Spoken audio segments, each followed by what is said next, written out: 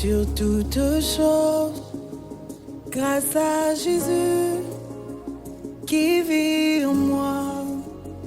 De tout mon cœur, je veux le chanter et je veux célébrer.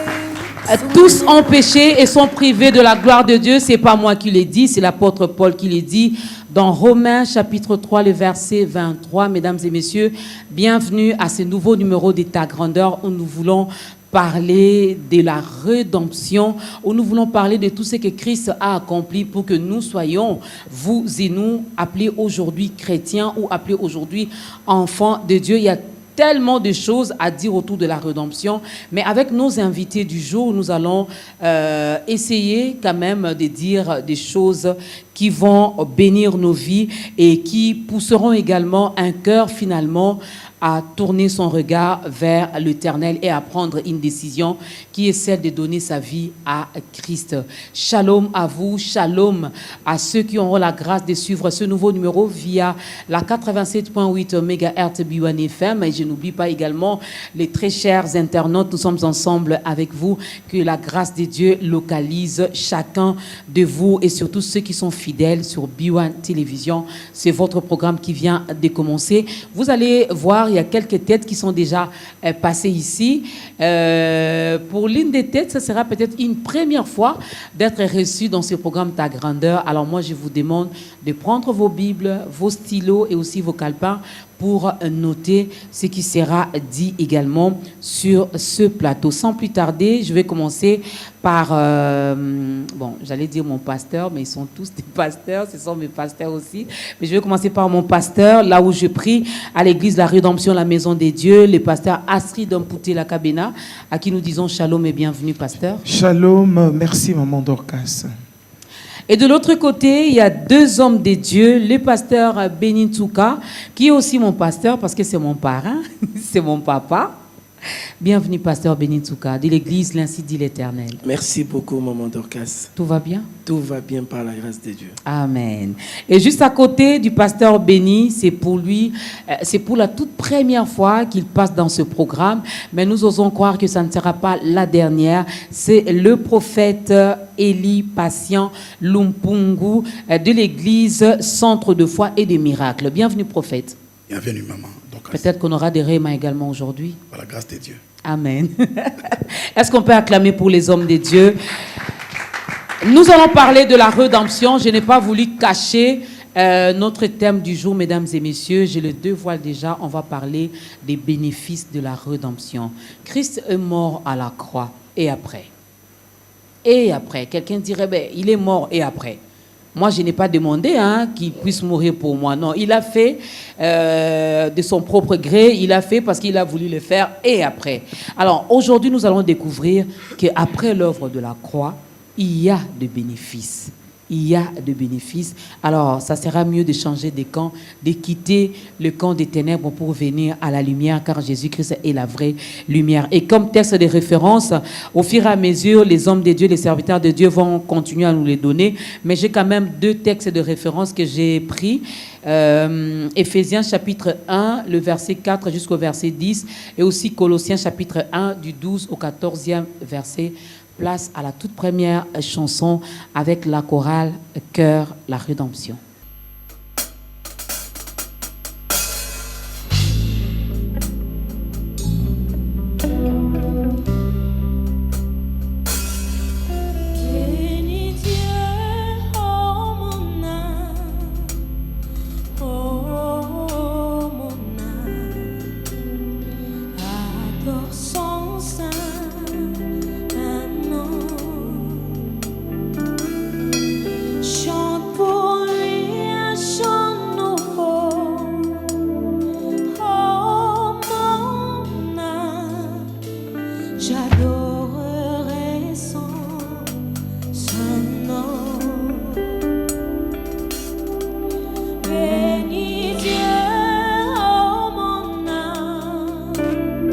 Oh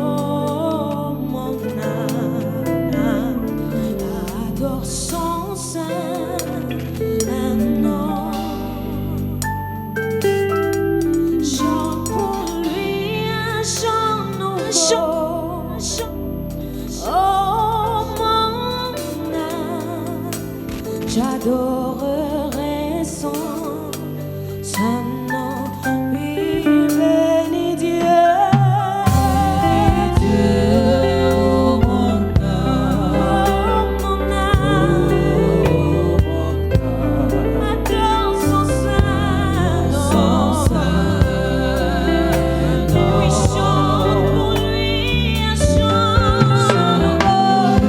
un chant nouveau. Oh mon âme,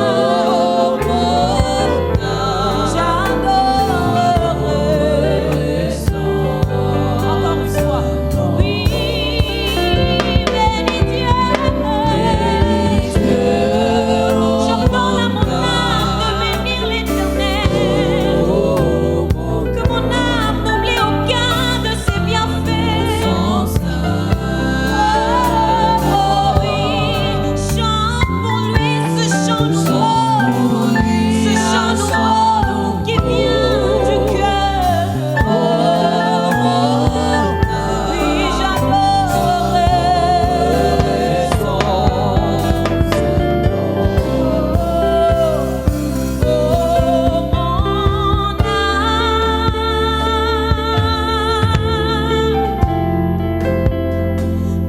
bénis l'Éternel.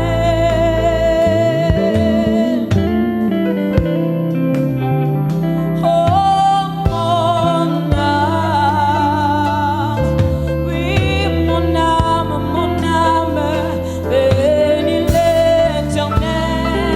Chantons ensemble. Oh mon âme, encore une fois, j'ordonne à mon âme de bénir l'Éternel. Oui, n'oublie aucun de ses bienfaits. Oh mon âme,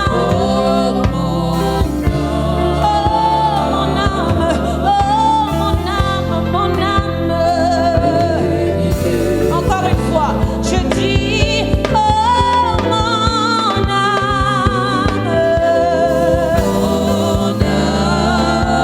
Oui, bénis l'Éternel. Alobi ambona lingakayo Yesue.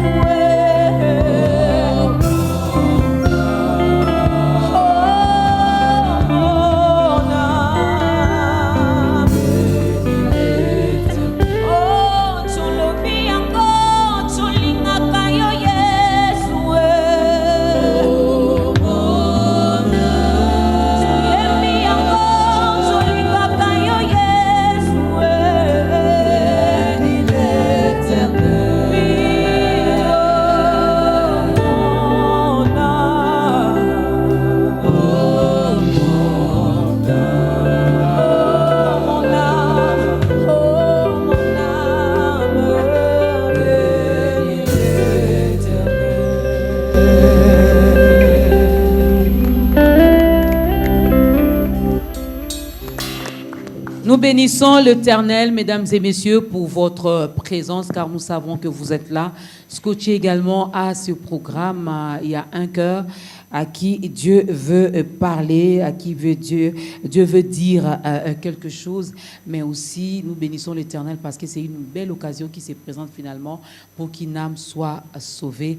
Le temps arrivera où nous vous donnerons finalement l'occasion de faire votre entrée dans la grande famille des enfants de Dieu, car nous sommes sauvés pour sauver et les hommes de Dieu sont là, ils vont vous aider à le faire. Les bénéfices de la rédemption, c'est notre terme d'aujourd'hui.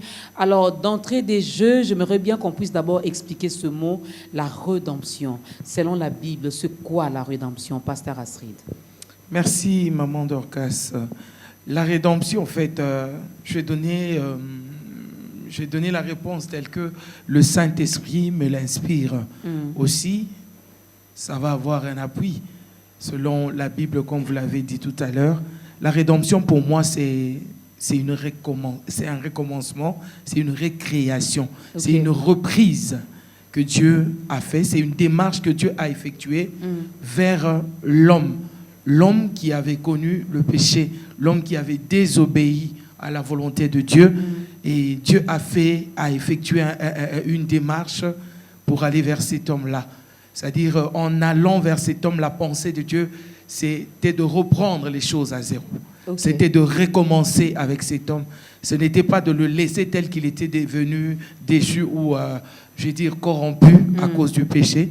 Donc la rédemption, pour moi, c'est ce recommencement, c'est cette récréation que Dieu a fait par rapport à l'homme qui était devenu pécheur. Merci beaucoup. Pasteur Benitsouka, prophète Élie. Bon, la rédemption pour moi, c'est un acte vraiment volontaire de la part du Créateur Ok. pour donner à sa créature qui est l'homme un nouveau départ, si je peux dire de cette manière. Donc c'est vraiment un acte, une démarche volontaire de la part de Dieu pour le terme redimere en latin qui veut dire rachat, donc racheter sa propre créature à lui. Et il a fait volontairement, personne Il ne l'a a forcé. vraiment fait volontairement. Parce que là, déjà, je dirais que toute personne intelligente est celle qui réfléchit en posant un acte par rapport aux conséquences et aux avantages. Ok. Donc, en posant cet acte-là, Dieu, je ne peux pas dire qu'il est intelligent parce que c'est lui-même qui a fait l'intelligence. Donc, en posant cet acte volontaire, il avait déjà vu quels seraient les avantages. Parce que là, nous parlons plus en termes d'avantages. Davantage. Prophète Élie. Alors, Seigneur, je voudrais comprendre ces termes. Comme les bien-aimés ont déjà dit que cela veut dire racheter. Donc, quand on parle du rachat, il faudrait rentrer dans un contexte purement commercial et juridique. Ok. Le mot rachat veut dire qu'il y a une première vente et une seconde vente doit être faite. C'est qu'au fait, Romains chapitre 6, le verset 7 dit ceci, que tout homme est esclave de celui à qui il obéit. Le jour où l'homme a volontairement désobéi à Dieu, il a vendu son pouvoir ou son droit d'aînesse, son droit de leader. Vous savez que lorsque Dieu a béni l'homme au commencement dans le livre de Genèse chapitre 1, au verset 28, Dieu dit, sois fécond, multiplie, assujetti. Dieu a dit, domine. Ces pouvoirs, l'homme l'avait reçu de Dieu. Mais lorsque l'homme a obéi au diable, il a vendu son pouvoir, son droit, et il fallait que Dieu vienne racheter. Parce que purement commercial, le diable a proposé un prix. Le prix, c'était la mort, la vie, le sang. Et Dieu, la Bible dit ici dans le livre d'Hébreux chapitre 10, que tu n'as voulu ni sacrifice ni holocauste, mais tu m'as donné un corps. Parce que Dieu, par Jésus, est venu donner les prix exigés et l'homme a été racheté. C'est le premier concept. Mais du point de vue juridique, c'est lorsque un produit est, il y a une vente aux enchères. L'État, par le ministère de la Justice, saisit des biens et qu'on veut les revendre. C'est Job chapitre 19 dit ceci, que mon Rédempteur est vivant et ça ne veut dire rien parce que simplement, de ce point de vue-là, c'est celui qui donne les prix les plus élevés qui prend les produits. C'est que lorsque le produit était sur le marché, la destinée de l'homme était sur le marché, plusieurs ont proposé des prix jusqu'à ce que l'Éternel s'élève en dernier par Jésus-Christ et s'approprie de la créature qui était déchue et la redonne les pouvoirs de redevenir ce que lui a pensé. Waouh, waouh. Pendant que le prophète parlait, j'étais en train de me faire une image dans ma tête, en train d'imaginer. Donc, j'étais là. Hein, on vendait Maman Dorcas et puis chacun venait proposer son prix. Et puis Christ, finalement, s'est décidé, il s'est levé, il a dit non, moi je vais la racheter. Et il a fait par son sang. S'il vous plaît, Maman Dorcas, je rejoins la pensée, surtout qu'on a le prophète ici, donc les choses vont aller dans le sens prophétique. Donc, comme le pasteur Benitsouka a dit tout à l'heure, c'est l'initiative de Dieu. En fait, l'homme est doublement incapable. Quand je dis doublement incapable, ça veut dire l'homme ne peut déjà pas avoir la pensée de lui-même ou dire que voilà, je suis déchu. Je suis corrompu à cause du péché, et avoir deuxièmement la pensée de se dire, je dois me racheter. Non, l'homme est doublement incapable d'abord de penser, d'avoir cette initiative et de concevoir ce plan, je vais dire ce plan rédempteur. D'où l'initiative est venue de Dieu lui-même. Il a conçu ce plan de rédemption. Alors quand on conçoit le plan de la rédemption, en tant que Dieu, il doit trouver maintenant les voies et moyens par lesquels cette personne ou cet humain, cet homme qui était déchu, doit être maintenant rachetés. Ok. Comme le prophète vient de le dire tout à l'heure, le prix était déjà fixé, les choses se sont déjà passées. Maintenant, la personne qui a connu le péché doit être rachetée pour redevenir la meilleure personne qu'il a été au départ, telle que Dieu l'avait créée à son image et selon sa ressemblance. Donc, le plan de la rédemption, c'est un plan venu de l'initiative divine. Avant même de commencer à énumérer les quelques bénéfices de la rédemption, j'aimerais bien poser cette question aussi. Des fois, il y a la confusion. On ne sait pas si ça marche de pair, s'il y a l'un qui est dans l'autre. La rédemption et la rémission des péchés. Ah oui, c'est dans la rédemption que nous trouvons la rémission des péchés. Okay. Et c'est dans cette rémission que nous avons, je crois, 3 parties comme ça. Dans la rémission, il y a le pardon. Et dans le pardon, il y a la sanctification. Okay. Et dans cette rémission, nous retrouvons aussi la grâce. La grâce, parce que la Bible dit nous sommes sauvés par la grâce au moyen de la foi. Mais toujours dans la rémission, nous voyons cette partie détente, parce que cette personne qui a déjà reçu le pardon de son péché, il est à l'aise, cette personne devient à l'aise, cette personne doit vivre son repos, sa détente. Et dans cette détente, nous retrouvons le repos et le relâche que Dieu accorde à ses enfants. Okay. Donc, c'est-à-dire, par rapport à votre question, nous retrouvons la rémission dans la rédemption. On va dire que la rédemption, c'est une opération. C'est tout un système, en fait, dans lequel on trouve tous ces détails-là. Bon, je ne sais pas si on va commencer par qui. Nous gagnons quoi avec cette rédemption? C'est quoi les avantages que nous avons? C'est quoi les bénéfices de la rédemption? Je pense que le prophète, le pasteur Benizouka, sont mieux placés. C'est de moi qui dois donner la réponse. Je veux d'abord rebondir encore sur ce que maman a dit tout à l'heure ici. Vous voyez, les plans rédempteurs, c'est comme quand une personne construit une maison, qu'il y met des extincteurs.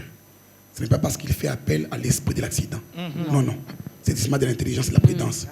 C'est qu'en fait, la rédemption, c'est la deuxième intelligence glorieuse de Dieu. La première intelligence, c'est celle que Dieu a utilisée pour créer. Okay. Mais lorsque Dieu crée et que le tohu-bohu arrive, il y a les scandales qui arrivent par l'homme, Dieu recrée les mondes. Mais pour recréer les mondes, il doit recréer l'instrument principal, c'est l'homme. Dieu doit rétablir l'homme. Vous voyez, lorsqu'une chèvre est au marché, la chèvre ne sait pas qu'elle est au marché pour vendre. La chèvre pense que c'est une détente, on l'a mis dans un dépôt et puis on va la divertir. Mais elle ne sait pas que c'est un cabri. C'est quelqu'un qui viendra un jour à donner de l'argent pour racheter. Et simplement, l'utilité de la rédemption commence, ou les bénéfices commencent par là. Alors, s'il faudrait que j'ai pas de bénéfices, j'en prendrai 3. Okay. Le premier bénéfice, c'est les déplacements, les positionnements. Lorsqu'un produit est vendu, il est quelque part. Dans un marché, il appartient à notre personne. Lorsque les vendeurs vendent son produit qu'il peut nous acheter, la première chose, c'est qu'il a les produits est déplacé du lieu de la vente pour occuper notre demeure. Et 2 Corinthiens chapitre 5, verset 7 dit ceci: si quelqu'un est en Christ, il est une nouvelle créature. C'est que nous sommes recréés, nous déplaçons. La Bible dit, nous qui étions errants, marchant ça et là, il nous a amenés dans son royaume de gloire. C'est que quand Jésus-Christ nous a achetés, la première chose, il nous a déplacés du camp des ténèbres et il nous a intronisés dans son plan, dans son royaume de gloire. La deuxième chose que Dieu fait, c'est l'identité qui change. Nous étions esclaves. Romains le dit au verset 6, au chapitre 6, au verset 16, la Bible dit ici que tout homme est esclave de celui à qui il obéit. Lorsque l'homme a obéi au diable, il est devenu esclave du diable. Mais quand Christ vient, il nous a libérés de l'esclavagisme, il a fait de nous des citoyens du royaume. Psaume chapitre 68, verset 18 dit ceci: ce sont ces personnes-là. Celui qui est monté est descendu. Et celui qui est descendu, il est dans le prison de la terre, il a libéré des captifs. Et ces captifs, il les a donnés à l'église comme des ministres. C'est ça, Ephésiens chapitre 4. C'est que c'est cette liberté que nous l'avons reçue par la rédemption. L'identité a changé. Nous ne sommes plus esclaves. Et la dernière chose, si je pourrais prendre ça pour moi comme ça, c'est l'utilité. C'est le même Seigneur qui nous a rendus libres, mais il nous a aussi valorisés. Il nous a redonné un positionnement et il nous a rendu des hommes importants. Aujourd'hui, c'est par nous que Dieu peut parler à quelqu'un d'autre. Je crois que je peux m'arrêter par là. Il y aura quand même des questions par rapport à ça, à ces trois choses, Pasteur Béni. Merci beaucoup, Maman Dorcas. Moi, je vois ces passages de Jean chapitre 3, verset 16.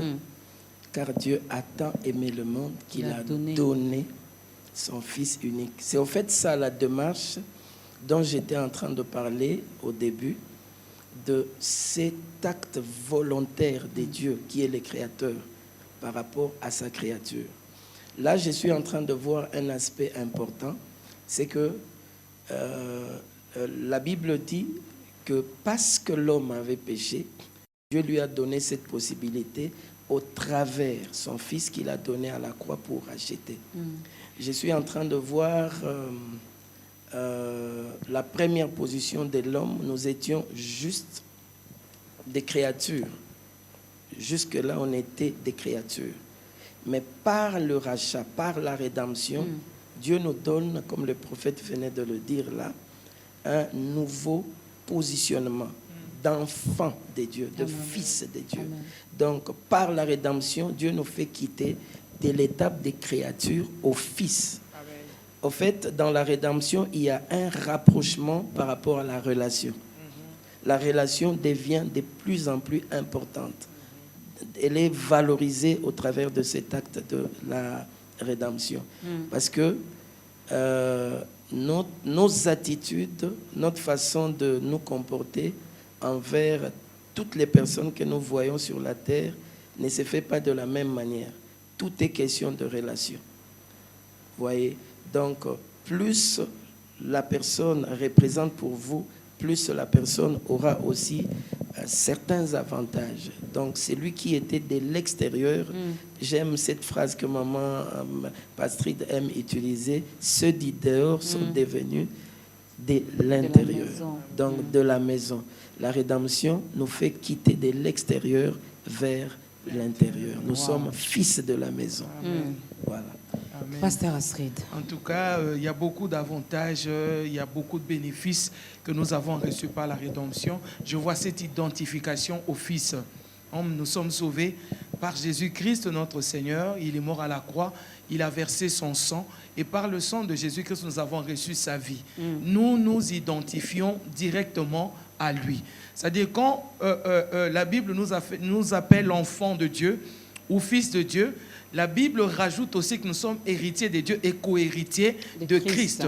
Ça veut dire que nous sommes directement identifiés au Fils de Dieu qui est Jésus-Christ notre Seigneur. Comme la Bible dit, je crois dans Éphésiens au départ, au premier chapitre, gloire soit rendue à notre Père, le Père de notre Seigneur Jésus-Christ, qui nous a bénis depuis le lieu céleste de toutes sortes de bénédictions spirituelles. Tout ça, nous l'avons reçu. Pourquoi? Parce que Christ a accepté de venir et Christ a accepté de mourir à la croix pour nous. Christ a accepté au fait de nous racheter.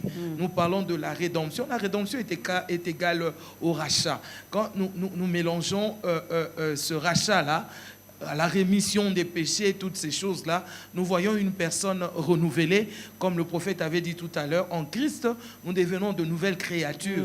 En nous, toutes choses, comment changent. Quand ça change, Maman Dorcas, ça change aussi notre identité. Okay. Donc, nous nous identifions directement au Fils de Dieu. On peut parler de Christ, mais on peut aussi parler de nous. Comme le pasteur Béni vient d'ailleurs de dire, nous ne sommes plus les gens du dehors, nous devenons les gens de la maison de Dieu, concitoyens des saints. C'est-à-dire, lorsqu'on parle de tous les saints qui existent dans la maison de Dieu, nous sommes cités. Tu es là, tu ne sais pas, mais tu es aussi cité parmi ces saints qui sont de la maison de Dieu. Tu es concitoyen des saints. Tu n'es pas ami aux saints. Tu n'es pas cousine aux saints, mais tu es aussi sainte comme tous les saints. Donc cette identification au Fils fait en sorte que nous devenions, je dirais, carrément ces saints qui habitent la maison de Dieu. Quoique sur terre, la Bible le dit, si bien dans Romains, qui accusera les élus des dieux, qui les condamnera. Jésus-Christ est mort pour eux.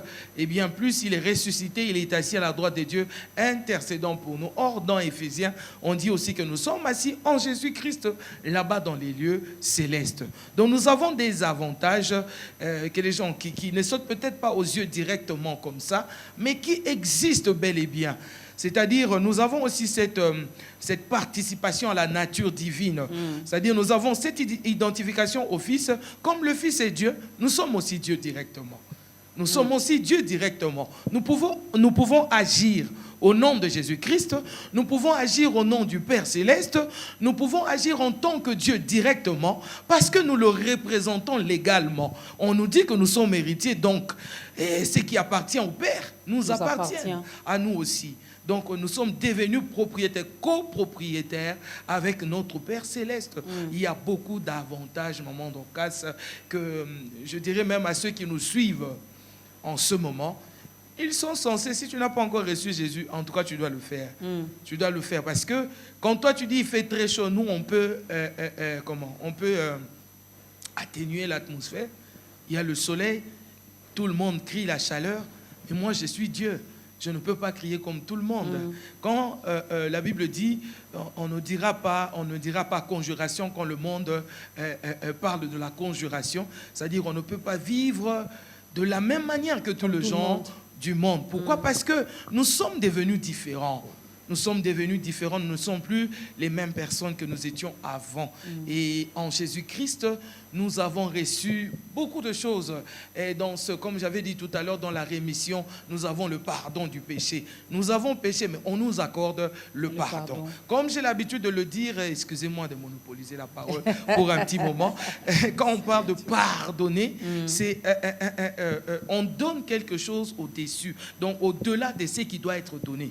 Pardonner. Donc, on parle de parapluie, c'est au-dessus de nous, n'est-ce pas? Ça nous couvre, c'est sur nous. Quand on dit pardonner, c'est-à-dire le Seigneur nous a accordé un don qui n'était pas de nôtre, qui ne nous revenait pas. Et par cette grâce-là, il nous a pardonné. Il nous a accordé un don au-delà de ce qui était convenable à nous accorder. Mais nous l'avons reçu, pourquoi? Parce que ce Dieu est amour. Dieu est amour, je croyais même qu'ils allaient acclamer. Cher chantre, Dieu est amour. Je dis toujours, je douterai peut-être des gens, je douterai, mais je ne douterai jamais de l'amour de Dieu. Amen. Car il est amour et lorsqu'il me dit qu'il m'aime, je sais qu'il m'aime. Et c'est comme ça. Alors je reviens un peu. J'ai eu quand même le temps de noter les quelques avantages que nous avons. En parlant du positionnement, du déplacement, les pasteurs bénis, les pasteurs Astrid l'ont dit aussi. Nous quittons les ténèbres pour venir à la lumière. Mais qu'est-ce qui fait que, prophète Élie, nous qui avons déjà quitté, nous sommes dans la lumière, mais nous continuons à vivre dans les ténèbres? Ça, c'est une très belle question. Je crois que moi, j'ai reçu la grâce de pouvoir parler des choses. Les choses de Dieu demandent une grande intelligence. Nous avons deux grands problèmes. Le premier problème, c'est les instruments qui ont été utilisés par Dieu pour communiquer l'évangile, du salut, de la rédemption d'ailleurs. Vous voyez, la rédemption, c'est un plan universel. Ce n'est pas un petit truc, c'est la haute intelligence de Dieu, la technicité de Dieu pour pouvoir sauver le monde. C'est-à-dire que Dieu a utilisé toutes ces grandes stratégies pour que l'homme soit sauvé. Alors, Osée chapitre 4, 6 dit ceci, « Mon peuple périt parce qu'il lui manque la connaissance. » Jean 8, 32 dit ceci, « Vous connaîtrez la vérité et la vérité vous rendra libre. » Est-ce que parler de ceci ou cela, c'est la vérité? La vérité, c'est une personne, c'est Jésus. Le problème, c'est la façon dont le message est présenté, la rédemption est présentée, fait que le peuple peut être obscurci. Lorsque ces positionnements-là n'est pas bien expliqué, que le peuple ne prend pas conscience de son état, la chèvre peut continuer à se comporter de la même manière. Vous voyez, lorsqu'un produit est dans une vitrine, dans un magasin, il appartient à tout le monde. Tout le monde peut le toucher, tout le monde peut essayer et l'enlever. On le met dans la vitrine. Mais quand le produit est acheté, il appartient à quelqu'un. La rédemption fait que Dieu nous privatise. On devient un bien approprié. Le mot lytrosis en grec veut dire, dans la rédemption, il y a un lien de mariage. Parce que nous appartenons directement à quelqu'un. On devient un bien privé à Dieu. Mais lorsqu'une femme mariée ne prend pas conscience qu'elle est déjà mariée, elle se comportera comme tout le monde. Elle va s'habiller comme une fille de la rue et elle va s'habiller comme une fille qui est encore dans une vitrine, qui n'a pas encore été achetée. Et le problème n'est pas lié à Jésus. C'est comme ça que quand Esther devait rejoindre son mari, on a pris 1 année de préparation par les eunuques. C'est comme ça que Jésus-Christ ne revient pas encore. Pourquoi? La préparation n'est pas encore bien faite. Les jours où la préparation sera faite vraiment. Nous avons déjà été épousés par Jésus ou prédotés par Jésus, mais le grand mariage n'est pas encore arrivé. Pourquoi? Parce que l'eunuque qui est le Saint-Esprit travaille encore sur notre perfectionnement. Nous n'avons pas reçu un ministère de, comment on dit, de synthétisation. Nous ne synthétisons pas les gens à en faire des saints. Mais nous avons le rôle de les perfectionner. Ils sont déjà des saints de Jésus, mais nous les perfectionnons pour que quand les maîtres, les maris reviendra, qu'ils disent waouh, qu'est-ce qu'elle est jolie ma femme. Mais si elle-même, la femme, ne prend pas conscience, elle se comporterait comme une fille vulgaire et ce n'est pas le problème de l'époux. C'est à l'église de se réveiller, à faire un message aux hommes de Dieu, de prêcher l'essentiel. Prêcher. Philippe a demandé, Jean 14, 6, montre-nous le Père et cela nous suffit. Christ lui a dit quoi? C'est lui qui m'a vu. A vu le Père, c'est clair, c'est simple. Il n'y a pas de discussion sur ça. On n'est pas sauvé parce qu'on connaît tous les noms des démons qui nous combattent. On n'est pas sauvé parce qu'on connaît très bien les combats spirituels, l'art de la guerre, avec des machettes, des couteaux. Mais on est sauvé quand le regard est tourné vers Jésus-Christ. C'est ça, faites la conscience. Tournons le regard vers Jésus. Apprécions Jésus. Acceptons Jésus. Laissons-nous entre les mains du Saint-Esprit pour nous perfectionner. Et ce travail sera fait rapidement. Beaucoup de bêtises ne se prêcheraient pas. Si je vous comprends bien, on nous a mal présenté l'œuvre de la croix, parce que le problème, vous aviez dit, ce n'est pas Jésus. Donc le problème, c'est nous. Nous nous comportons encore comme la femme de Lot. La pédagogie. Nous avons quitté, mais nous voulons toujours regarder en arrière. Exactement. La pédagogie utilisée. Vous voyez, tout docteur, tout scientifique n'est pas forcément un enseignant. Okay. On peut avoir une maîtrise d'une chose, mais on n'a pas la pédagogie pour la communiquer. Il y a des gens qui ont fait des grandes rencontres avec Dieu, des grandes connaissances, mais n'ont pas reçu la technicité pour couler la matière. Et quand ils se mettent à parler, ils présentent mal les choses. Le traitement est donné de manière bâclée et les gens ne sont pas guéris. Aujourd'hui, on prêche des choses compliquées. La triangulation, les ailes de crocodile. Et les gens viennent et disent, ils ne sont pas sauvés. Et nous avons un peuple aujourd'hui qui aime les spectaculaires. Quand on prêche les pardons. Vous voyez quand maman dit tantôt ici, pardonner. C'est la première fois que j'entends ça, cette dimension-là, qu'il y a un par. Il y a au-dessus là. Ça, je ne comprenais pas. Et en ça, la grâce s'exprime. Mais malheureusement, l'église, quand on dit séminaire sur le pardon, les gens ne viennent pas à l'église. Les gens aiment quand on séminaire sur la compréhension des écailles du crocodile. Voilà, ça on aime. C'est des problèmes. Les problèmes, ce n'est ça, pas on est Jésus. curieux même de venir pour comprendre qu'est-ce qu'ils vont dire là-bas. Ce n'est pas Jésus le problème. Jésus, c'est vrai, il est aussi le crocodile. Mais avant d'aller au crocodile, si tu n'as pas encore maîtrisé l'escargot, la grenouille, comment arriver là-bas? On va te manger. Il faut aller tout doucement. Pasteur Béni. Oui, je voudrais aussi intervenir là-dessus, juste pour appuyer ce que dit le prophète. Bon, moi, je dirais que c'est... La Bible dit que mon peuple périt parce qu'il lui manque la connaissance. Mais il n'y a pas que l'ignorance. Il y a aussi il y a aussi ce que je peux appeler la crise. Ok. Quelqu'un peut avoir la connaissance, mais crise par moment. Je vais m'expliquer. Moïse, dans le livre d'Exode chapitre 3, il est en train de poser une question à Dieu pour la mission qui lui est confiée. Il pose la question à Dieu, qui suis-je? Il veut savoir son identité. Parce que vous savez, personne ne peut opérer avec facilité tant qu'il ne connaît pas qui il est.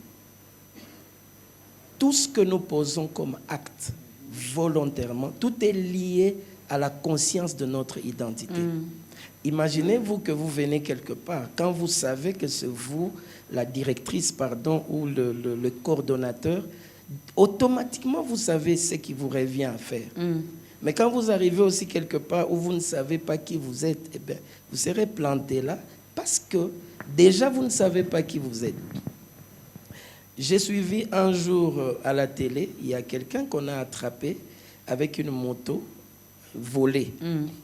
Alors, ça crée en moi un double sentiment. J'ai ri, mais en même temps, j'ai eu mal. On lui pose la question, maintenant qu'on t'a attrapé avec cette moto, est-ce que tu reconnais que tu l'as volée? Il dit oui, je reconnais que je l'ai volée. Maintenant, on lui pose la question, que veux-tu que l'on te fasse par rapport à l'acte que tu viens de poser? il dit ceci. Bolimbisanga pour naza mwana nzambe.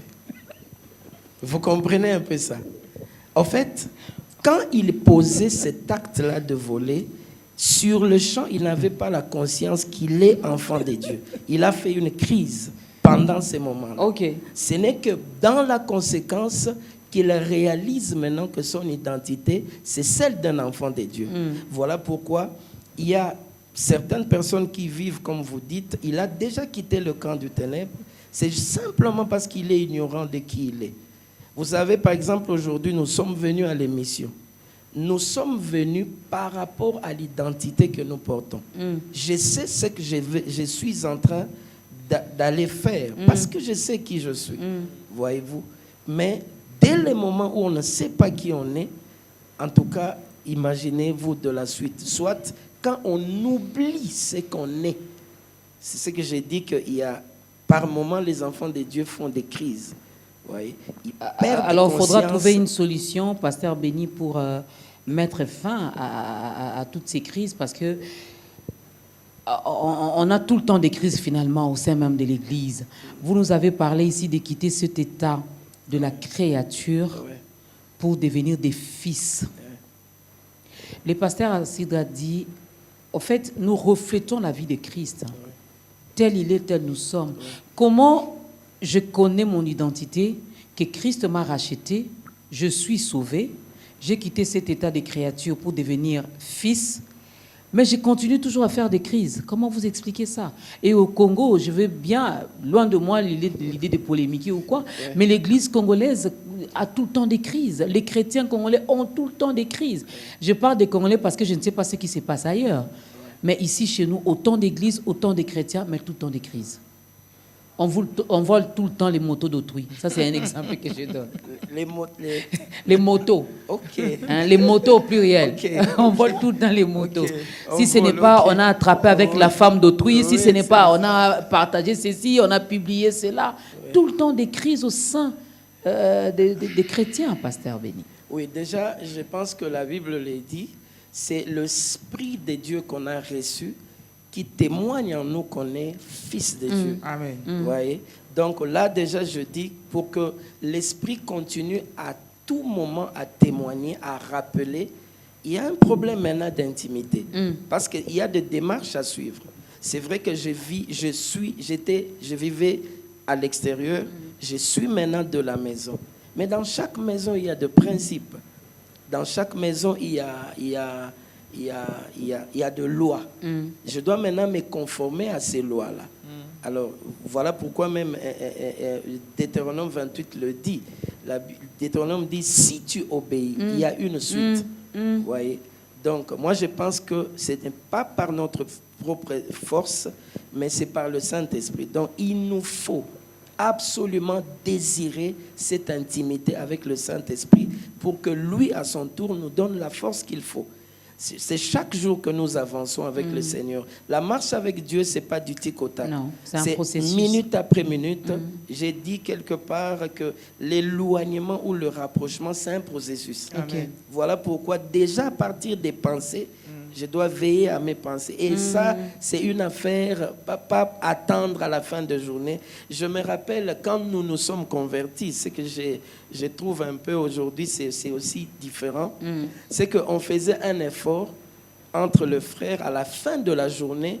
On voulait savoir, depuis que la journée a commencé jusqu'à là, est-ce que j'ai commis un péché? C'est ça, au fait, le souci, la volonté de chercher à plaire au Seigneur. Je pense que c'est un aspect aussi très important. À votre époque, il n'y avait pas d'Android. Nous, on est devenus tellement Android qu'on n'a plus le temps finalement de se poser cette question. Alors, Pasteur Asri, juste placer un mot avec tout ce que nous avons dit avant de prendre le deuxième cantique. Justement, Jésus-Christ est venu nous sauver. Cette rédemption dont nous parlons, et dedans nous retrouvons le salut que Christ nous a accordé. Jésus est venu pour nous sauver. nous étions condamnés à cause du péché, mais quand Christ vient, il nous exempte de cette condamnation. C'est pourquoi la Bible dit dans Romains 8, chapitre 8 au premier verset, il n'y a donc maintenant aucune condamnation pour ceux qui sont en Jésus-Christ. Figure-toi au monde au cas, quelqu'un qui est en train de se noyer dans une piscine, on lui apporte ce bouée de sauvetage pour l'aider. Et il y a quelqu'un qui l'aide pour sortir. On l'emmène quand même à côté, on le fait asseoir, mais la personne continue à paniquer comme s'il était toujours en train de se noyer.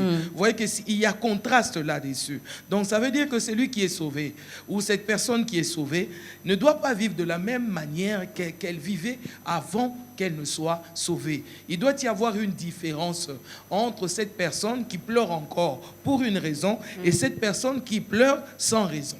Ok. Oui, parce que celui qui se trouve dans la lumière et continue à pratiquer les œuvres du ténèbre, c'est cette personne qui pleure sans raison. Cette personne pleure sans raison. Alors que Christ a déjà fait le travail. Il a fait, je ne vais pas dire le maximum, la totalité du travail. Jésus-Christ l'a déjà fait pour nous sauver, pour nous sortir du ténèbre et nous emmener dans la lumière. Et on se retrouve dans la lumière en train de pratiquer les œuvres du ténèbre. Alors que la Bible même dit que dans la lumière, tout ce qui était caché dans le ténèbre sera vu, au vu et au su de tout le monde. On saura qui est-ce qui est bon et qui est-ce qui est mauvais. Voyez? Donc, nous devons savoir que Christ, quand il a fait ce travail, il a vraiment fait de tout son cœur et son sang on a dit que nous sommes délivrés pas au prix de l'or ni de l'argent, mais par le prix du sang précieux de Jésus-Christ, notre Seigneur. Pour ça, nous devons nous rendre compte que nous ne sommes plus les mêmes personnes et nous devons savoir vivre différemment. Je l'avais dit au départ, avant de clôturer, je l'avais dit au départ, maman Dorcas, que l'homme est doublement incapable. Et Dieu, voyant l'incapacité dans l'homme, il prend lui-même la solution. Ce n'est pas à nous de nous sauver. Ce n'est pas à nous de verser le sang. Ce n'est pas à nous de monter à la croix, mais c'est à nous de reconnaître l'œuvre de la croix. C'est à nous de reconnaître la souffrance que Christ a endurée. C'est à nous de savoir, là-bas c'était le ténèbre, ici c'est la lumière. C'est la lumière. Donc on ne peut pas faire les mêmes œuvres. Et Gédéon qu'on a trouvé par Dieu en train de battre les froment pour aller cacher quelque part par peur des Madians. Quand le Seigneur est venu commencer à parler à Gédéon, est-ce qu'il a continué à faire la même chose? N'est-ce pas qu'il avait changé de position? Il est allé même chercher de l'offrande pour venir donner à Dieu. Parce qu'en ce moment-là, c'est une nouvelle vie qui commençait. Quand Dieu veut faire sortir son peuple de l'Égypte, il vient, il conscientise Moïse. Voilà ce que vous allez faire. Prenez l'agneau pour chaque famille. Faites ceci, faites cela. Et le bâton, la ceinture autour des reins et vos sandales aux pieds. Parce qu'il est temps que vous puissiez sortir. N'est-ce pas qu'une nouvelle vie qui commence là? Et quand il faut sortir, tu ne peux pas aller pieds nus. On vous laisse le temps de porter les sandales. On vous laisse le temps de rôtir l'agneau. On vous laisse le temps de rôtir l'agneau. On vous laisse le temps même de manger cet agneau. Hein? Comme Élie qui fouillait Jézabel un jour, l'ange de l'Éternel lui apparaît là où il était en train de dormir. On lui dit, réveille-toi, mange et bois. Mange et bois, parce que ton chemin est très long. Lui, il a commencé à courir sans manger. Mais Dieu sait que pour bien courir, pour bien fuir là où tu vas, là, Élie, il faut que tu manges et que tu bois. C'est lui qui connaît. Nous, on n'a qu'à suivre ce qu'il dit. On n'a qu'à suivre ce qu'il dit. On ne peut pas se construire notre chrétienté à nous-mêmes. Non, non. Christ a tout accompli. L'œuvre de la croix, comme les serviteurs de Dieu l'ont dit ici, cette œuvre, elle est totale. Il n'y a plus quelque chose à ajouter. Mais il y a encore des questions sur la rédemption. Surtout sur nous qui sommes des enfants de Dieu. Deuxième cantique.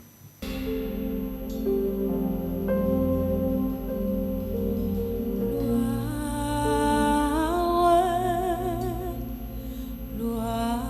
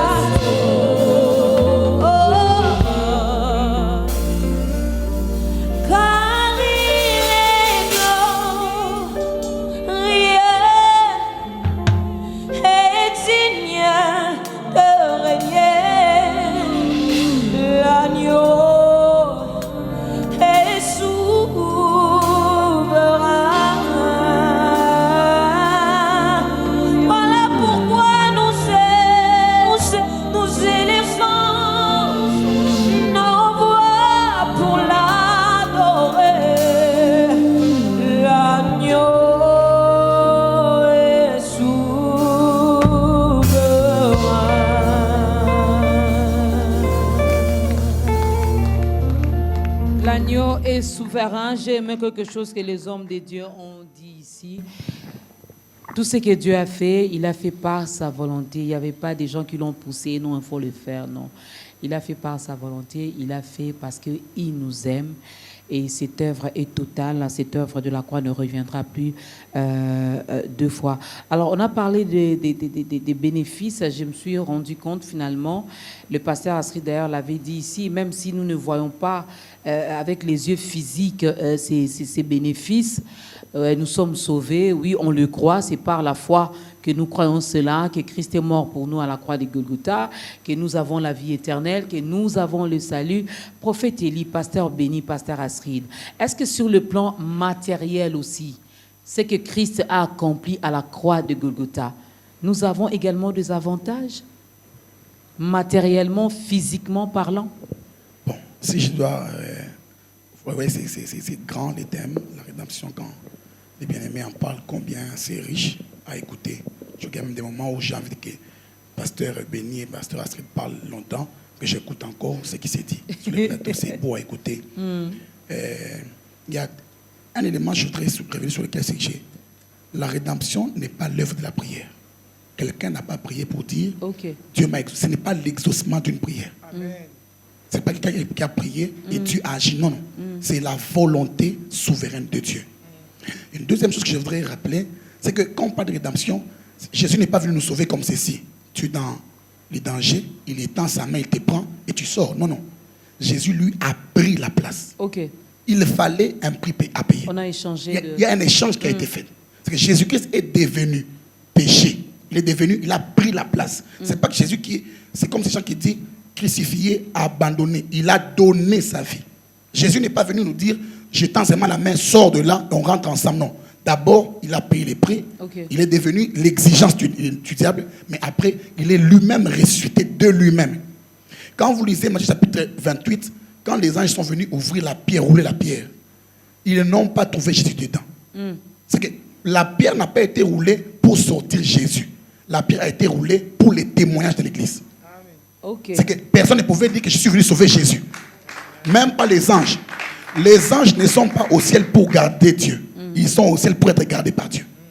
Parce que Dieu n'est pas gardé par les anges. Pour dire que si Dieu est en insécurité, si on enlève tous les anges, Dieu va avoir un danger. Il n'y a pas de danger. Dieu est parfaitement en sécurité.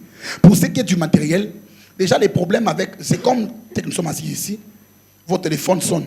Un bien-aimé de l'étranger vous dit, maman Dorcas, j'ai beaucoup aimé l'émission, je vous envoie $1 million américains. Amen. Maman, même si vous ne voulez pas sourire, vous allez sourire. Sourire ma casse, s'il te plaît. Les problèmes, c'est d'abord ces bonheurs-là, ces matériels-là, ce n'est pas d'abord l'argent forcément, c'est d'abord ces joies intérieures-là. J'ai déjà sur mon téléphone une assurance que quelqu'un, après l'émission ici, Western va me voir. Quand il faut compter 1 million, maman, il faut prendre du temps. C'est un grand sérieux. Parce que vous irez là-bas, c'est un cadeau, c'est gâteau, c'est donné. Je ne dirais d'ailleurs à personne que j'irai. Non. J'irai d'abord seul, je récupère. Pour être sûr.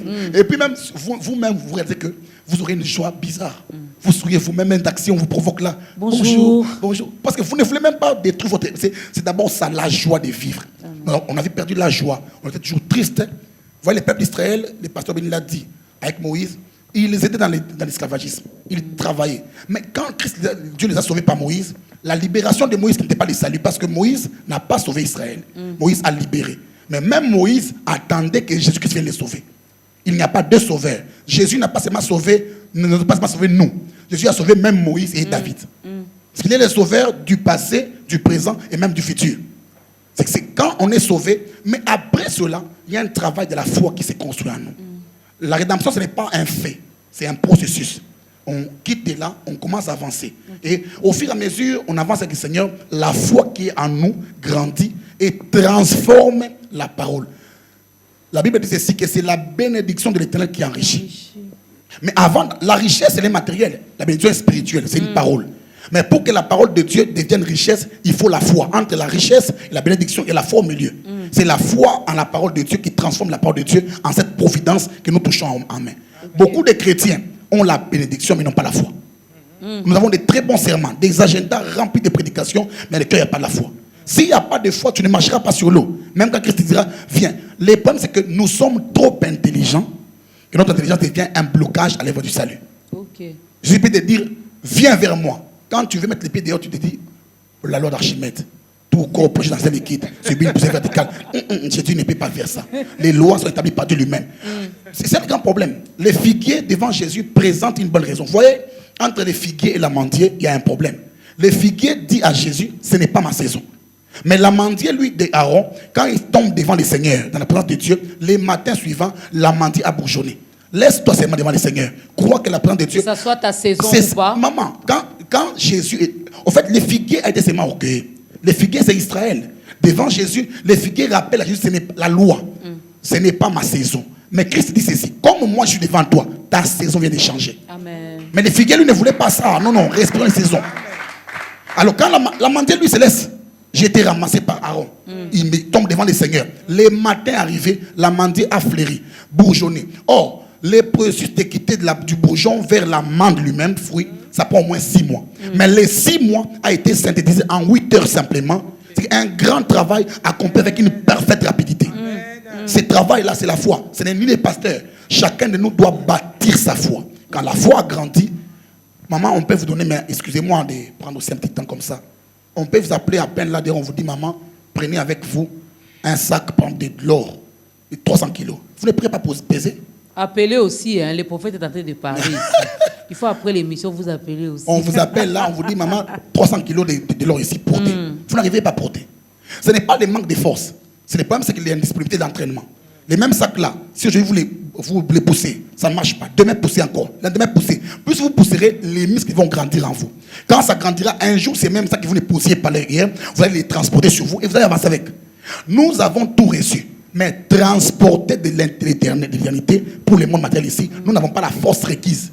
Donc nous devons travailler, accepter la souffrance. La souffrance est différente de l'esclavagisme. La souffrance, c'est l'école de Dieu.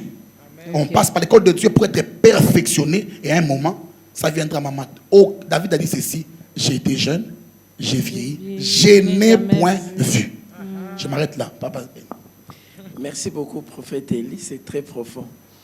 Au fait, il y a vraiment un problème de foi qui se pose parce que le fait déjà de faire partie de la maison, la Bible nous identifie par la rédemption comme étant des héritiers, des co-héritiers.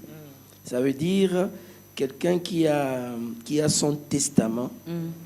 Hier, votre nom n'y figurait pas, mais juste parce qu'il vous adopte, donc automatiquement, votre nom va figurer sur la liste de ses biens. Et là, je dis que la rédemption nous fait accéder dans les budgets de Dieu. Voilà. Maintenant, la question qu'il faut se poser, qu'est-ce que Dieu a et qu'est-ce que Dieu n'a pas? Alors, la foi, dans ce cas, c'est au fait cette monnaie. Vous savez, quand vous allez dans un supermarché, personne ne vous interdit d'accéder à un rayon quelconque. Tout dépend de vous, selon vos moyens. Alors, là où déjà vous pensez que vous n'avez pas de moyens pour y accéder, vous n'y allez pas. Et là où vous pensez que vous êtes capable de prendre tout ce que vous voulez, vous y allez. Il y en a qui s'arrêtent d'ailleurs à l'extérieur pour dire... Oui, parce qu'ils se disent déjà, c'est pas pour et nous. ça pour là-bas. C'est et pas c'est pour nous. exactement sur le plan spirituel ce qui se passe parmi les enfants de Dieu, donc dans la maison où nous sommes. Alors, la foi devient cette monnaie que nous utilisons dans le royaume pour avoir accès aux choses de Dieu. Si le salut, nous l'avons par la foi, à combien plus forte raison les choses matérielles. Ouais.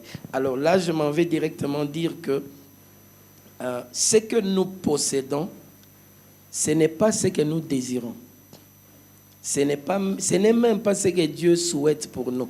Parce que déjà dans 3 Jean 2, il dit « Je souhaite que vous prospérez à tous égards ». Mais quand nous regardons très bien, est-ce que cette prospérité à tous égards, nous pouvons le voir ou le constater partout?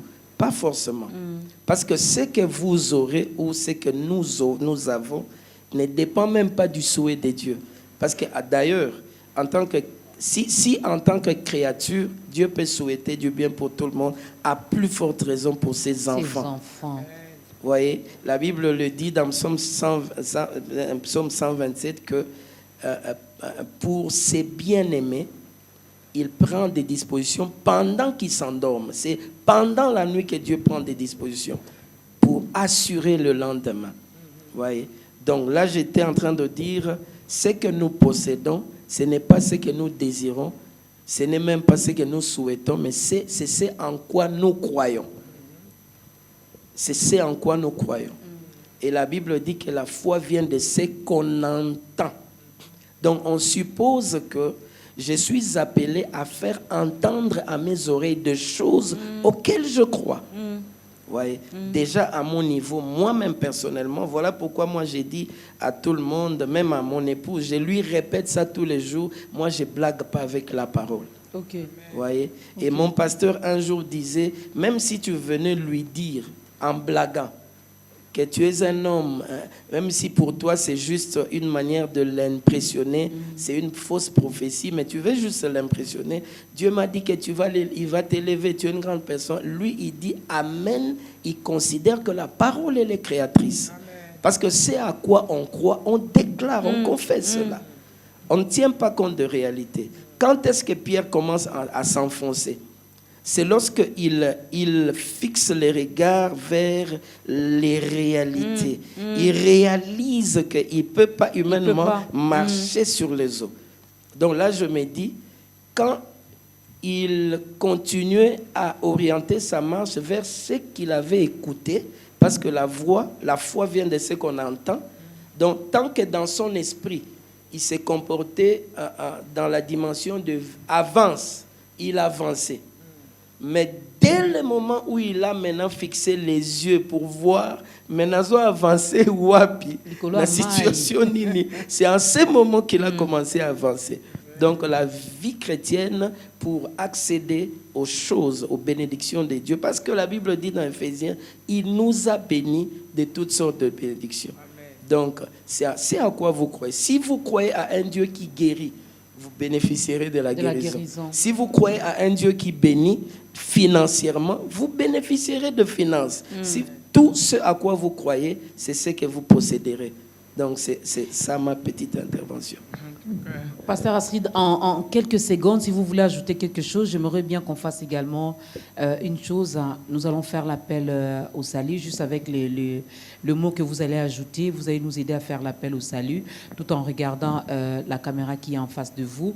Et je vais demander au prophète Élie, il va nous aider. Il y en a qui, finalement, avaient conscience d'avoir quitté, mais avec les réalités du monde, finalement, ils se sont retournés encore en arrière.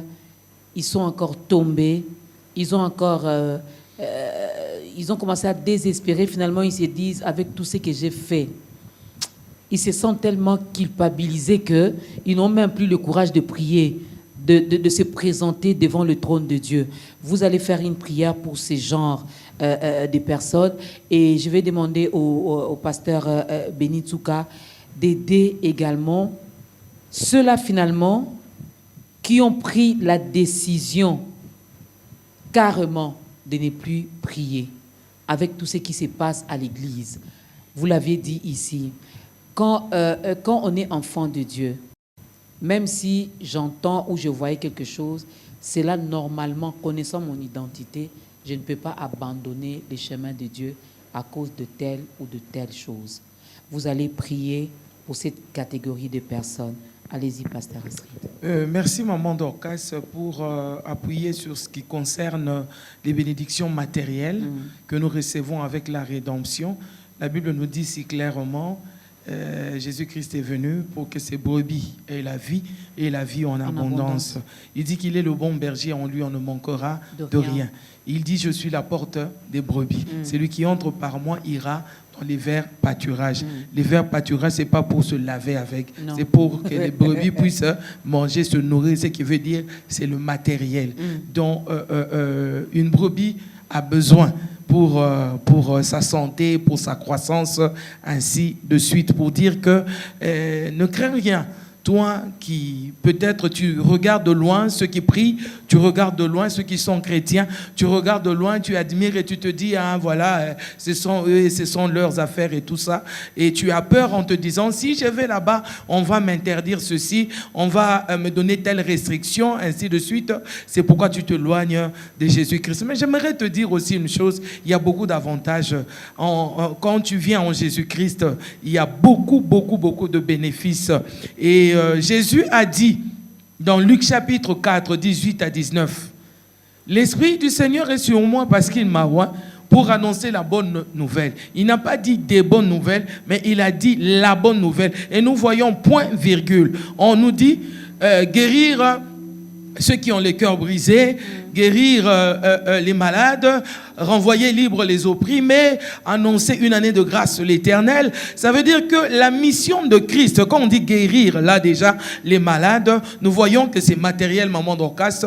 C'est-à-dire cette personne-là, si tu viens à Christ, tu es malade, tu seras guéri. Ton corps qui est physique et matériel aura sa guérison et tu vivras en paix. Jésus a étalé sa mission. On a mis point virgule, pas pour rien. Dans une phrase, lorsqu'on voit point virgule, et ce qui vient après, c'est pour définir la pensée première de la phrase ou de ce que la personne veut exprimer. Donc on a étalé les branches de la mission de Christ qui était la bonne nouvelle qu'il est venu annoncer. Je veux dire à une personne, c'est parce que tu es peut-être aveugle jusqu'en ce moment que tu ne vois pas briller la splendeur de la gloire qui est attachée à cet appel de Christ, à cet évangile-là.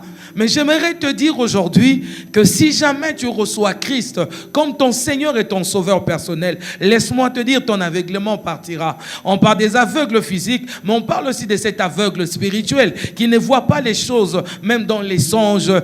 Parce que je pense, on peut me refuser la prophétie, comme aujourd'hui le prophète Élie Passion peut dire, je ne vais pas prophétiser sur toi, mais les songes, personne ne peut m'interdire de rêver la nuit. Quand je dors, je peux avoir le songe aussi librement que je pourrais, mais seulement, qu'est-ce que je fais de ce que je vois? Qu'est-ce que j'ai compris de ce que je vois? Est-ce que j'ai entendu quelque chose? Est-ce que j'ai reçu une pensée, une volonté de Dieu? J'ai compris que l'Éternel m'aime. C'est pourquoi il m'a montré telle chose. Bien-aimé dans le Seigneur, j'aimerais t'interpeller aujourd'hui. Tu as marché, tu as cherché les médecins, tu as cherché les produits tradis modernes, tu as cherché des produits européens, américains, ainsi de suite. Cette maladie ne part toujours pas. Tu sais quelle maladie tu as? La colère, l'incontinence sexuelle. Tu as besoin de la guérison. Tu as besoin de la guérison. Il guérit les cœurs brisés, mais il guérit aussi le physique. Si tu viens à Christ aujourd'hui, je ne te présente que cette petite branche-là, la guérison, que Christ a emmenée comme bonne nouvelle. Si tu viens à lui aujourd'hui, il a dit pour recouvrer la vue aux aveugles. Tu ne vois pas, mais tu as des yeux. Mais l'Éternel ne t'a pas créé pour ne pas voir. Je sais que tout homme naturel qui n'a pas Christ, c'est un aveugle. Mais on ne te laisse pas dans ton aveuglement. Viens à Christ, reçois Christ comme ton Seigneur et ton Sauveur personnel. Et tu vas goûter à cette joie, tu vas goûter à ces bénédictions, tu vas goûter à tous ces bénéfices qui sont étalés dans la rédemption. Donne ta vie à Christ. Donne-lui ta vie. Ouvre-lui ton cœur. Reçois cette parole qu'on te donne aujourd'hui. L'Esprit du Seigneur est sur moi parce qu'il m'a oint pour annoncer la bonne nouvelle, guérir les cœurs brisés, recouvrer la vue aux aveugles. Il est là pour t'aider à voir encore les choses qui sont cachées dans ta famille, qui te rendent esclave, qui t'enferment. Aujourd'hui, tu te plains de la pauvreté, mais tu es justement dedans parce que tu n'as pas encore vu ta richesse. Le jour où tes yeux s'ouvriront et que tu verras ta richesse en Jésus-Christ, oui, tu vas abandonner toutes ces choses-là. Viens à Christ, tu seras sauvé, toi et ta famille. Parce qu'il y a beaucoup de bénéfices. La Bible dit, Dieu a tant aimé le monde qu'il a donné son Fils unique, afin que quiconque croit en lui ne périsse point, mais qu'il ait la vie éternelle. Je te propose, choisis le chemin de Christ. Viens à Christ et tu seras sauvé.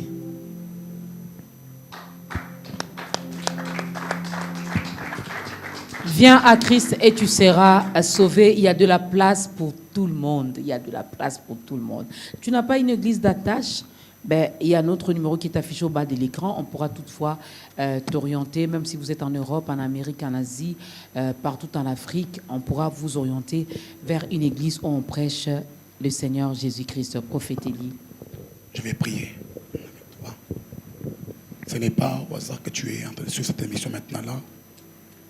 Il y a plusieurs chaînes de télévision, mais Dieu t'a fixé sur cette chaîne ici parce qu'il y a un besoin. Je vais prier avec toi. Seigneur, je prie pour moi. Je prie aussi pour les bien-aimés qui pensent que Dieu l'a rejeté, qui pensent que le niveau de son péché a atteint la sommité, les paroxysmes, que son retour auprès de Dieu est devenu impossible. Oh Dieu Tout-Puissant, je te demande 3 choses. Père, accepte d'ouvrir les yeux du cœur de la personne qui m'entend maintenant, afin qu'il découvre les facettes multiples de ton amour, Seigneur. Oh Dieu Tout-Puissant, je prie par ton esprit de reconquérir un cœur qui a été fragilisé et de les ramener droit vers toi. Je prie, Dieu Tout-Puissant, que la confiance du salut arrive dans nos cœurs au nom de Jésus. Et je prie maintenant, Seigneur, accepte d'élever le niveau de foi d'un bien-aimé afin qu'il passe d'une parole de Christ, mais à une expérience personnelle avec Jésus. Seigneur, je te rends grâce car tu as donné ton sang et ta vie pour qu'aucun péché ne demeure péché. Seigneur, fais prendre à nos cœurs la conscience que tu as pardonné nos péchés et que tu as donné ta vie pour nous. C'est au nom puissant de Jésus-Christ que je prie. Amen. Amen. Pasteur béni. Voilà, je vais prier avec toi qui as pris la décision d'arrêter de prier ou d'abandonner ta marche avec le Seigneur. J'aimerais juste te dire ceci. Aucune mauvaise décision n'amène à une bonne destination. Voilà pourquoi tu as raison de fermer tes yeux là où tu es. Parce que ce n'est pas un hasard que tu te retrouves devant ton poste d'écran cet après-midi. Je vais prier avec toi. Seigneur Dieu de gloire, je prie ce soir avec ce bien-aimé afin que le Saint-Esprit de Dieu le conscientise par rapport aux choix, aux décisions. Je prie, Éternel, à cause de cette œuvre de la rédemption, c'est pour lui que tu as versé ton sang. Et je prie ce soir qu'un nouveau départ lui soit accordé. Je prie, Éternel, que les blessures qui ont été cette occasion de chute soient guéries. Je prie, Éternel, que tu le relèves. La Bible dit que ce n'est ni par la force ni par la puissance, mais par ton esprit. Laisse que ton esprit ce soir remplisse son cœur, puisse lui accorder, Éternel Dieu de gloire, cette force qui vient de toi, car l'on t'appelle esprit de force. Saisis-toi de lui pour une marche jusqu'à la fin, qu'il puisse tenir bon jusqu'à ton retour, parce qu'Éternel, mieux vaut tout perdre, sauf ce salut que tu nous as accordé en Jésus-Christ. Alors que tout passera, ta parole ne passera pas. Fais retentir ce soir une parole dans son esprit, afin qu'il ne reste pas tranquille, loin de toi, car loin de toi c'est l'amour éternel. Qu'il revienne dans la maison, qu'il revienne dans la maison, qu'il revienne dans la maison, qu'il revienne dans la maison. Père, c'est pas pour rien que tu as occasionné cette émission. Même pour une seule brebis, Père, tu peux laisser 99 pour la chercher. Je prie qu'elle soit retrouvée ce soir dans le nom tout-puissant de Jésus, que nous avons ainsi prié. Merci, Seigneur Jésus-Christ. Merci, Seigneur Jésus-Christ. On ne va pas tout dévoiler ici. On ne va pas tout dévoiler ici. Non. Quelqu'un dit, ah, maman Dorcas, ben oui, on arrive à la fin. Parce qu'on veut vous inviter également à venir. Parce que ici, le prophète Élie a dit, ben, je vais juste énumérer 3 points. Le pasteur Béni a énuméré également quelques points. Le pasteur Astrid, pour vous dire qu'il y en a les bénéfices, oh, il y en a. Les avantages, il y en a. Mais il faut venir. Il faut venir à la convention de racheter. Pasteur Astrid, parlons rapidement de cette convention qui se prépare. La convention des rachetés qu'on a dénommée en sigle CORA 2022. Et c'est une première pour l'Église, la rédemption, la maison de Dieu. Dieu nous a inspirés sur la compréhension de la rédemption. Car vous savez, maman Dorcas, on peut beau chanter Jésus, on peut danser pour, soi-disant, sa gloire, on peut se dire homme de Dieu, comme le prophète a dit d'ailleurs tout à l'heure là, on peut avoir des agendas ou des carnets remplis des enseignements, mais si nous n'avons pas la base, nous n'avons pas compris la base de toutes choses, qui est d'ailleurs la venue de Christ, qui a été annoncée depuis l'Ancien Testament. Il est arrivé, il a fait son œuvre, il est mort à la croix, il est ressuscité, il est allé au ciel, il continue son œuvre en intercédant pour nous auprès du Père, et il nous a promis de revenir pour nous prendre. Vivre cela, cette démarche-là au complet, nécessite comprendre la rédemption. Si on n'a pas compris la rédemption, ça nous sera difficile de comprendre le Saint-Esprit. Parce que c'est Christ qui nous a dit, je prierai au Père pour qu'il envoie l'autre consolateur qui est le Saint-Esprit. Si on peut fermer les yeux, désirer le Saint-Esprit, nous devons savoir l'origine. Comment est-ce que le Saint-Esprit est arrivé à nous? Comment est-ce qu'il est maintenant présent en nous, il habite en nous, il œuvre avec nous, il agit avec nous, parce qu'il y a eu quelqu'un qui a travaillé, qui s'est donné du mal un jour, qui lui a prié, a demandé au Père pour que le Saint-Esprit soit avec nous. Alors pour le comprendre, il faut comprendre la rédemption. Si on attend les bénédictions venant de la part de Dieu, maman Dorcas, se dire enfant de Dieu, fils de Dieu, héritier de Dieu, co-héritier de Christ, je suis devenu une nouvelle créature, toutes les choses anciennes sont passées et voici toutes choses sont devenues nouvelles. Nous devons commencer par comprendre la rédemption. Je suis désolé, loin de moi l'intention d'être prétentieuse, tout ça. Et c'est ça la vision. Dieu nous a donné cette vision pour faire comprendre aux gens la rédemption. Raison pour laquelle nous avons pris cette décision, grâce à Dieu d'ailleurs, d'organiser cette convention parlant de la rédemption. Et cette année, nous parlerons des bénéfices de la rédemption. Je vais dire dans tous les domaines, dans tous les sens, prophétiquement parlant, financièrement, matériellement parlant, et être intègre, par exemple, pour vivre aussi les bénéfices de la rédemption. Donc, il y a beaucoup d'hommes de Dieu qui chacun prendra sa branche pour, du moins, emmener une lumière par rapport aux bénéfices de la rédemption. Et cette convention est prévue du 7 et du 13 avril au 17 avril prochain. C'est-à-dire, nous allons clôturer le dimanche de la Pâque. Alors, nombreux voudront que l'on reste. C'est la semaine de la Pâque. On doit parler. Jésus était à Capernaum. Jésus sont allés à la chambre haute. Ils ont mangé avec les apôtres. Oui, avant d'en arriver là, nous devons d'abord comprendre la rédemption à tout prix. Parce que c'est d'ailleurs l'œuvre de la croix qui est l'œuvre de la rédemption. Donc du 13 au 17, nous sommes à l'église La Rédemption, la maison de Dieu, qui est située à Delvaux ici. Delvaux sur l'avenue Boulevard, juste en face de l'arrêt Maternité.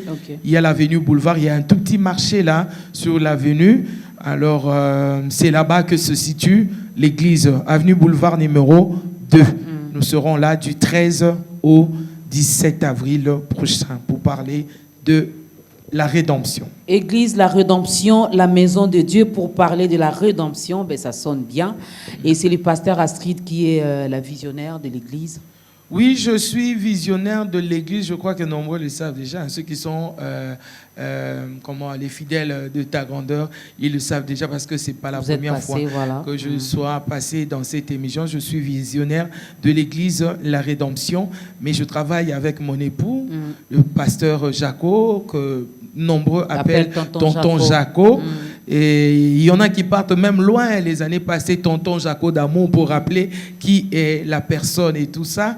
Donc voilà, je suis visionnaire de l'église La Rédemption.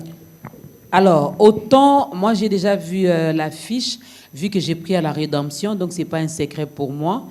Hein, parce qu'à un moment Dorcas, vous priez où j'ai prié à la rédemption, la maison de Dieu. Ah, vous parlez bien, c'est parce qu'on me prêche bien. C'est pourquoi j'ai quelques notions de la parole. Amen. Heureusement que vous avez acclamé. Oh, la qui sa père na yo. Miko na ba c'est ça la qui sa pasteur na yo. Pasteur na yo. Amen, gloire au Seigneur. Alors, j'ai vu où il y aura autant d'orateurs. Parmi les orateurs, il y aura les prophètes Élie et le pasteur Beni Tsouka. Il y aura votre père spirituel, le pasteur Léon Kassanda. Oui. Il y aura le pasteur Jaco, qui est votre époux. Oui. Il y aura l'apôtre Dan, qui est votre fils aîné. Bien sûr. Pas spirituel, mais physique Biologique aussi. Biologique Il y aura, et spirituel. voilà, il y aura le pasteur Paul Dianda. Oui. Il y aura le pasteur Prosper Mwamba, qui vient d'ailleurs de l'Europe. Oui. Pourquoi seulement eux? Eh bien, le choix, comme j'avais dit tout à l'heure, on va parler de la rédemption, les bénéfices de la rédemption dont on va apprendre beaucoup de branches. Hein. Chacun vient avec son expertise, je vais dire, de la parole de Dieu, aussi par la grâce que Dieu nous accorde à chacun de nous. Parce que même la Bible le dit, je sais que les bien-aimés sont là, ils ne vont pas me contredire, nous connaissons en partie et nous prophétisons en partie. C'est-à-dire, la grâce que moi j'ai est limitée à un certain niveau. La grâce qu'a le prophète Élie Passion a aussi une certaine limite. Pareil qu'avec le pasteur Beni Tsouka. C'est-à-dire, il y en a qui parlent bien des finances. Il y en a qui parlent bien des foyers, des mariages, hein, des couples, ainsi de suite. Des coachings. Voilà. Comme le pasteur Pascal Prosper Mwamba de Belgique, lui, il parle bien de l'intégrité. Voyez? Lui, il aime, c'est son Il aime fort. le sérieux. Il parle du sérieux. Même si tu lui dis, tu vas prêcher sur l'offrande, il va aller dans le sérieux. Ce qui est sérieux et bimité, Nakatia Mate Anaya, en tout cas, vraiment, c'est que Joana, il n'a pas bien dormi ou il a un problème, un autre problème. C'est-à-dire que le pasteur Pascal Prosper parlera de ça dans le sens du sérieux. Quand on est sérieux, on sait vivre les bénéfices de la rédemption. Le prophète Élie Passion qui est là, une fois d'ailleurs, il nous a prêché sur la rédemption telle qu'annoncée par les prophètes. Vous voyez, telle qu'annoncée par les prophètes. Il va nous le dire de cette manière-là et évidemment aussi nous emmener à une autre dimension prophétique de la rédemption. Selon les bénéfices de la rédemption, le pasteur Beni Tsouka qui est là, qui n'écoute que Dieu, ainsi dit l'Éternel. Ainsi dit l'Éternel. Donc il va nous parler selon que Dieu lui aura aussi soufflé. Selon l'ainsi dit l'Éternel, c'est ce qui va nous emmener. Alors chacun de nous s'emmènera avec la partie que Dieu lui aura donnée. C'est de quelle heure à quelle heure? C'est tous les jours du 13 au 17, comme on a dit tout à l'heure. Donc, pendant la semaine, ça sera de 16h30 à 19h30. Okay. Et le dimanche aussi, nous allons clôturer, ça sera les après-midi toujours, de 16h30 à 19h30. Voilà, du 13 au 17 avril, le 13 c'est un mercredi. Donc mercredi, jeudi, vendredi, nous serons là de 16h30 à 19h30. En tout cas, c'est déjà la semaine prochaine. Hein. Déjà la semaine prochaine, à partir de 16h30 à 19h30. Donc mercredi, jeudi, vendredi. Le samedi, on va marquer une petite pause pour... Bien se préparer pour la Pâque. Hein. Pour la Pâque, les dimanches. Oui. Dimanche 17, nous n'allons pas prier le matin. Ça sera de 16h30 à 17h30. À 19h30, pardon, pour permettre également à ceux, par exemple le prophète, le pasteur, ils ont également leurs églises. Ils vont prêcher là-bas le matin, mais les soirs, ils seront là avec nous pour clôturer la convention des rachetés Cora 2022 qui est à sa première édition. Dieu a décidé que ça soit comme ça chaque année. Alors ne ratez pas cette première édition. Moi, je vous invite aussi. Vraiment, j'ai débordé, j'ai beaucoup débordé. Alors, on va. Sinon, j'allais dire. Vous avez compris qu'ils sont tellement francophones. Alors, moi, je voulais demander, prophète Élie, ça vous arrive de parler en lingala aussi? Non, je parle en lingala. Au Bengsi Banani na convention. Bande Konabiso. En fait, nako il sabino que ils ont makambo ya bana pigeon, il y a pigeonté, il y a bat bato nyonso bana Kinshasa. Soko landi biso na internet koko zo billet avion. Oyo kama mwa rédemption. Oyo tolobi awa e ali tanga kati ya mai. Po makama ko lobeze belé. Toko panza nzoko okolia eteni na yo. Yaka na posa ya Nzambe. Amen. Pasteur Béni, en lingala aussi, parce qu'on a beaucoup parlé en français ici, c'est comme si cette convention n'est que pour les francophones. Nous qui ne parlons pas français, qui ne comprenons pas, on fait quoi? On ne vient pas? Non, ndenge prophète Elia utioloba en fait pour ça ya koseka makambo utioloba nane silite donc boya oza mutambongo oza ngibongo oza muto mimona na se balingaka yote yaka yope balingako mingi yaka donc catégorie ya bato nyonso ya couleur nyonso yaka soka oze kela mwanzambe oza na droit ya rédemption donc yaka. Je vais dire comme le frère Michel a l'habitude de dire, Souki Nzambe aola musayo le 13, le 14, le 15, dans le 17 ezande po ya convention. Amen. Ezande po oya convention. Ngapi na loba lingala. Na loba ngo. Ngao na lingalinga makasi. Pasteur Astrid, c'est la fin. Comment faire pour vous contacter? Nous contacter, bon, en fait, on va donner le numéro de téléphone, mais nous sommes à l'église à Rédemption, comme on a donné l'adresse tout à l'heure. Avenue Boulevard, numéro 2, Binza Delvaux, juste en face de l'arrêt maternité. Sinon, le numéro de téléphone, c'est le 09 99 724 728. 724 728. 09 99 724 728. Si jamais les bien-aimés aimeront appeler pour avoir quelques précisions. Sinon, nous sommes à Delvaux, on le répète encore. Nous sommes à Delvaux, sur l'avenue Boulevard, en face de l'arrêt maternité, sur l'avenue Boulevard numéro 2. Église à Rédemption, la maison de Dieu. C'est en étage, donc dès que vous êtes sur l'avenue, la première maison en étage à votre gauche. C'est ça, l'église La Rédemption. Merci, Pasteur Béni Ntouka. C'est toujours un réel plaisir de vous recevoir sur ce plateau d'État Grandeur. Merci, Prophète Élie. C'était une première, mais pas une dernière. Merci à mon pasteur Astrid. Merci à ma fille Dorcas. Merci à toute la grande équipe d'État Grandeur, mesdames et messieurs. J'ai dit un grand merci également à notre partenaire FBT Misalande, FBT Kazinjo. Vous voulez nous envoyer des choses, vous voulez recevoir des choses, vous voulez transférer de l'argent ou recevoir de l'argent, allez-y, cherchez l'agence FBT. Cette agence est partout. À Dubaï, en Turquie,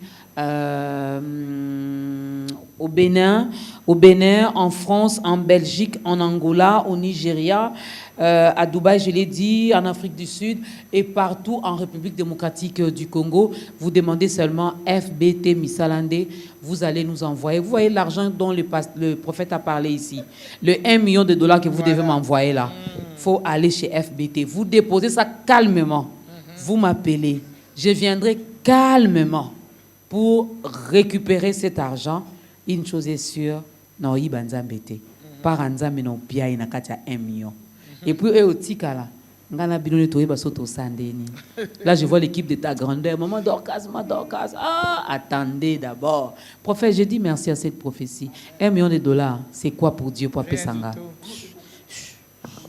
Mais pour Dieu, c'est rien. Dieu, envoie seulement. Envoie, on va acheter des matériels, on va acheter des choses ici à Biwani. Dieu envoie les 1 million. Non, ça m'appelle ma pangue, la carte 1 million. Alors, merci également à la chorale Cœur la Rédemption. Ça faisait longtemps, n'est-ce pas, que vous les avez écoutés chanter, célébrer Dieu, adorer Dieu. Alors, moi, je vais demander, Pasteur Béni va vraiment robinate. Prophète Élie, je ne l'ai pas encore vu en train de danser. Ah, il danse bien, maman Dorcas. Ah, ok. Voilà une occasion, mesdames et messieurs, qui se présente pour vous aussi de découvrir comment dansent ces hommes de Dieu, mais ils le font pour la gloire de Dieu. Amen. Alors, lèvons-nous. Pasteur Assis, je sais, elle adore danser pour Dieu, donc je connais ses pas. Je peux même l'imiter. Lèvons-nous. Pasteur Béni Ntouka va clôturer ce moment avec une courte prière et nous allons danser pour la gloire de Dieu.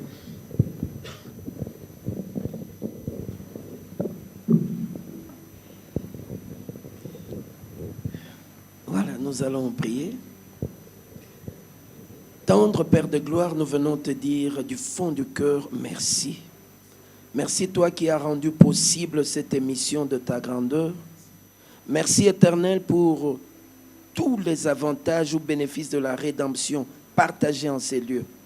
Merci parce que nous croyons, Éternel, que cette émission a été une bénédiction pour ton peuple. Laisse que la suite soit dirigée par le Saint-Esprit. Merci, Éternel, parce que tu as commencé et voilà que tu achèves avec nous. Que tout l'honneur, la gloire te soit rendue au nom tout-puissant de Jésus. Merci de bénir cette chaîne B1. Merci de bénir cette émission de ta grandeur. La présentatrice, Maman Dorcas, ainsi que toute l'équipe. Pour ta seule gloire, nous avons ainsi prié au nom puissant de Jésus-Christ. Amen. Amen. Kembo, kembo, kembo, kunana lole. Oh, alléluia. Kembo, kembo, kembo, kunana lole. Oh, alléluia. Oh, kembo, alléluia, eh. Oh, alléluia. Alléluia. Oh, alléluia. Oh, kembo, alléluia, eh. Oh, alléluia. Alléluia. Yawala monaki makambo ya kokamwa amonaki na emoni selo bato batelemi baza kosambisama na buku oyo ya bomo ngai nakokende kokutana lokola na yango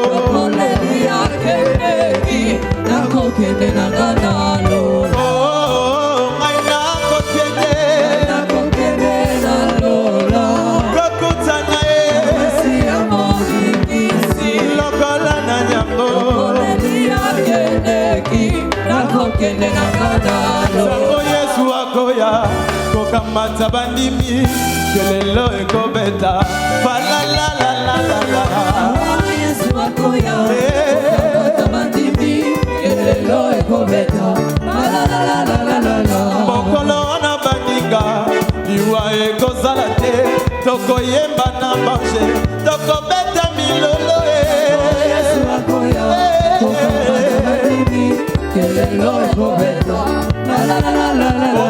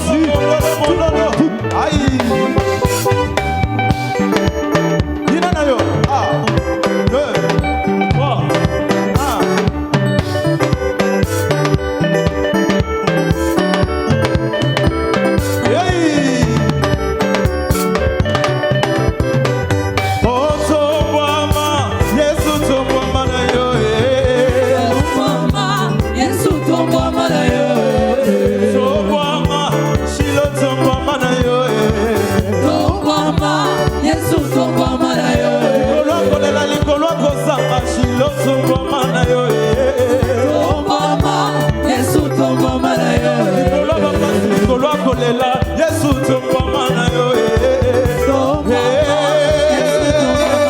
oh Yesu tomboma na yo moson Yesu tomboma na yo Yesu tomboma na yo moson Yesu tomboma na yo oh Yesu tomboma na yo Yesu tomboma na yo bina la Yesu bina Seigneur prends tout Jésus je ne garde rien. Oui, guide-moi. Entends mon cœur qui crie à toi, yeah.